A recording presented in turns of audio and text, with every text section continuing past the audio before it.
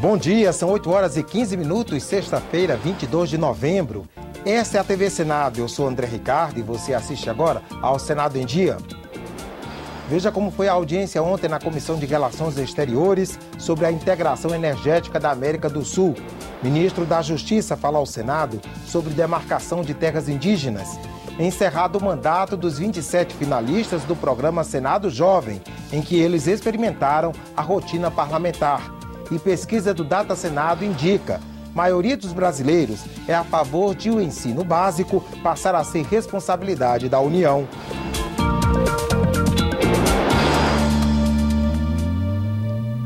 A integração energética da América do Sul foi tema de debate ontem na Comissão de Relações Exteriores. Os senadores ouviram a opinião de embaixadores e representantes do Ministério de Minas e Energia, do BNDES e da Universidade Federal do Rio de Janeiro.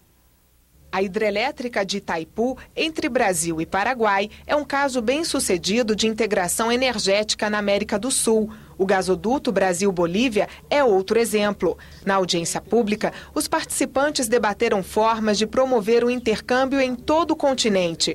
As fontes ideais seriam a hidráulica e o gás. Para o representante do Ministério de Minas e Energia, a integração da América do Sul é inevitável.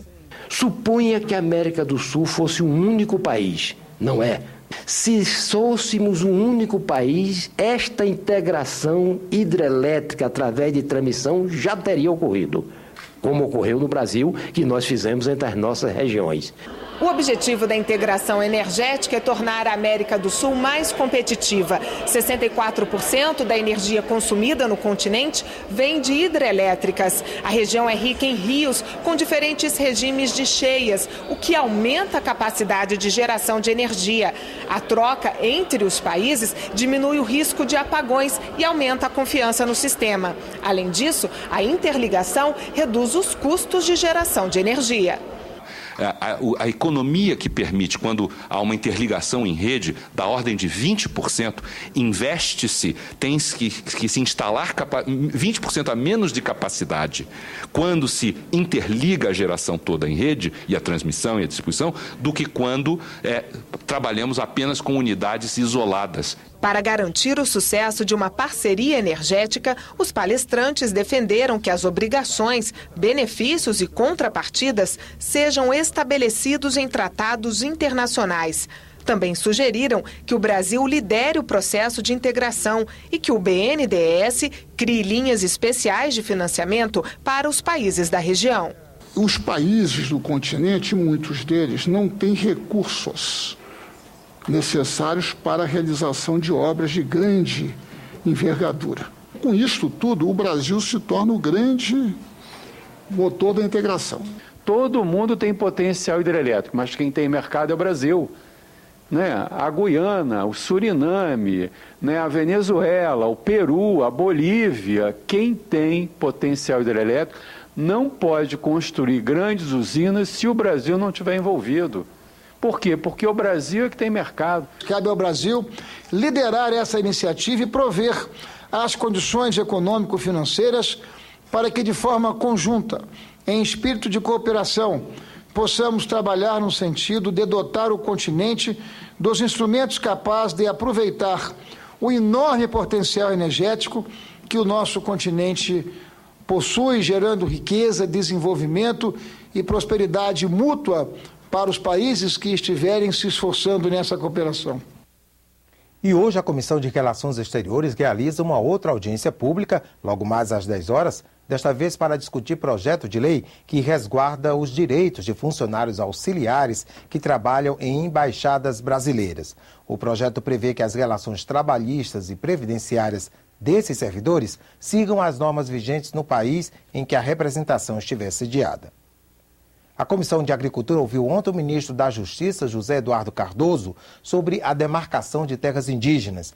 Ele anunciou que o governo vai editar uma portaria, dando poderes a ele, ministro, para mediar conflitos entre produtores rurais e índios. O documento ainda deve receber a contribuição de produtores rurais e indígenas antes de ser publicado. Talvez para o ministro da Justiça fosse mais fácil dizer: ponha a polícia para executar uma ordem judicial. seja para tirar os produtores, seja para tirar os índios. Talvez fosse mais cômodo, mas eu garanto aos senhores que, na medida em que existam interesses legítimos envolvidos, é preferível que nós sigamos ao limite para buscarmos a mediação do que tentarmos efetivamente a afirmação de um lado sobre o outro, independentemente das nossas convicções pessoais. José Eduardo Cardoso também anunciou que negocia com o Ministério do Planejamento a previsão no orçamento de recursos para resolver os conflitos nas demarcações de terras. Nós poderemos, desde que exista concordância com o Ministério Público, desde que exista concordância com o juiz e as lideranças dos dois lados, ensejar uma forma do Estado receber os recursos para poder pagar a indenização. Ou então, em outros casos, nós poderemos utilizar esses recursos para a aquisição de terras e aí fazermos reservas indígenas. O advogado-geral da União, Luiz Inácio Adams, afirmou que faltam regras claras para que o Estado atue.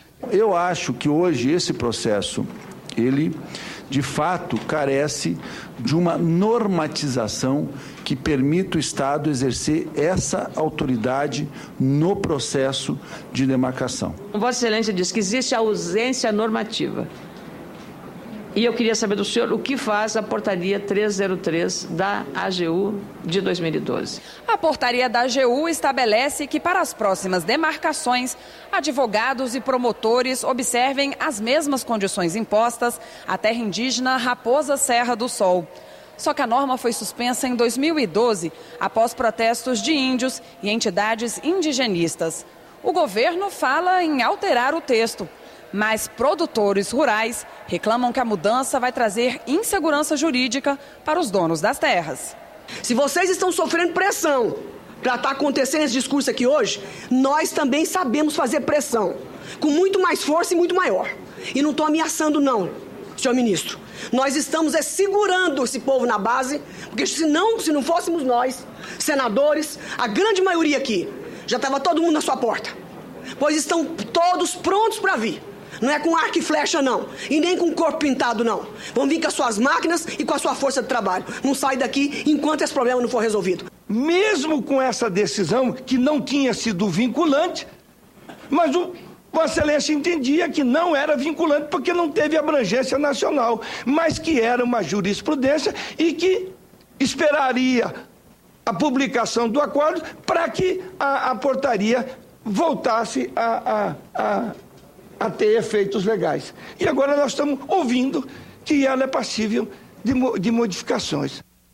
Na primeira parte da reunião da Comissão de Agricultura, os senadores aprovaram um projeto que acaba com a obrigação de registro e licenciamento anual de tratores e demais máquinas agrícolas, como as colheitadeiras, junto aos departamentos de trânsito estaduais. A proposta segue para análise da Comissão de Constituição e Justiça.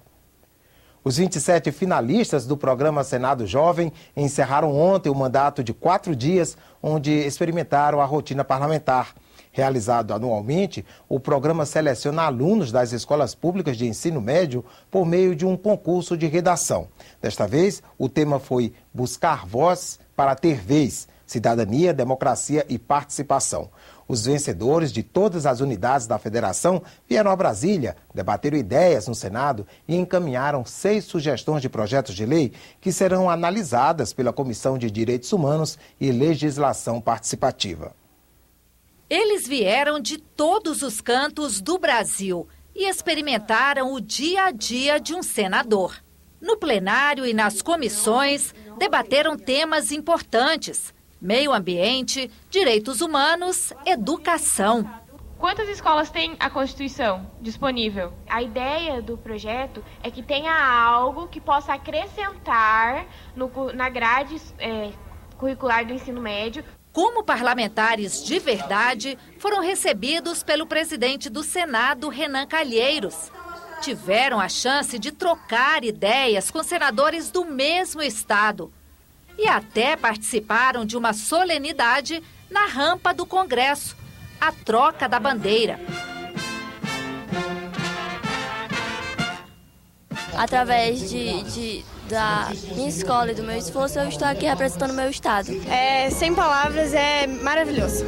Os jovens senadores encerraram os trabalhos aqui no plenário, votando propostas que agora serão encaminhadas à Comissão de Direitos Humanos e Legislação Participativa.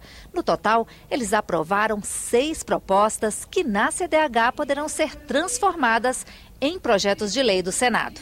Inclusão de conteúdos regionais nos currículos das escolas, maior percentual de investimentos da União em educação e novas regras para o FIES, Fundo de Financiamento Estudantil.